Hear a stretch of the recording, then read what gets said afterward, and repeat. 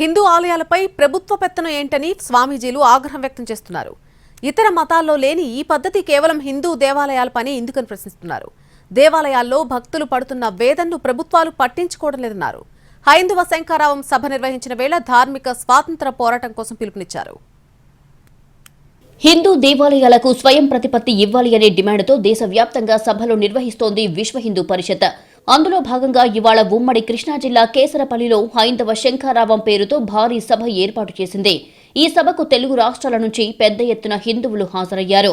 పలు హిందూ ధార్మిక సంస్థలు, ఆధ్యాత్మిక సంస్థలు, సేవా సంఘాల ప్రతినిధులు, పీఠాధిపతులు హాజరయ్యారు. హిందూ దేవాలయాలకు పూర్తి స్వయం ప్రతిపత్తి కల్పిస్తూ చట్ట సవరణ చేయాలని హైందవ శంఖారావంలో పాల్గొన్న వక్తలు డిమాండ్ చేశారు. హిందూ ఆలయాల ఆస్తులు, వ్యవస్థలపై దాడులు సరికాదన్నారు. అలాగే హిందువులంతా ఐక్యంగా ఉండాలని కోరారు.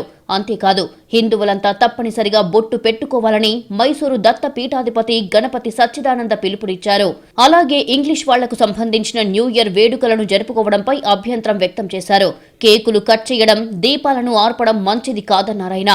మన సంప్రదాయాలను మర్చిపోకూడదు. అందరూ నొసటికి బొట్టు పెట్టుకోండి. మన సంప్రదాయం అది మనది. ఇక్కడికి వాళ్ళు మనల్ని చూస్తే సంతోషపడేటువంటి ఇతర దేశస్తులు ఇక్కడ పరిగెత్తుకొని వస్తూ ఉంటారు. అటువంటి సందర్భం మనకు అందరికీ కుదిరింది. మనమంతా హిందువులము, దైవ భక్తులు. మనమందరూ కూడా ఆ జనమేజయుడు అయిన తర్వాత మనమందరూ కూడా ఈ ఒక లెక్క మనకు 5125 సంవత్సరాలు మనకు ఉగాది అంటేనే మనకి అదే హ్యాపీ న్యూ ఇయర్. మనకు గత 5 ఏళ్లలో హైందవ ధర్మంపై విపరీతంగా దాడి జరిగిందని రాజమండ్రి ఎంపీ దగ్గుబాటి పురంధేశ్వరి ఆరోపించారు. ఏపీలో మత మార్పిడులు ఎక్కువగా జరుగుతున్నాయని చెప్పుకొచ్చారు. అందరినీ ఒక్క తాటిపైకి తీసుకొస్తేనే ఆలయాల స్వయం ప్రతిపత్తి, హిందూ ధర్మ పరిరక్షణ సాధ్యమవుతుందని పురంధేశ్వరి తెలిపారు.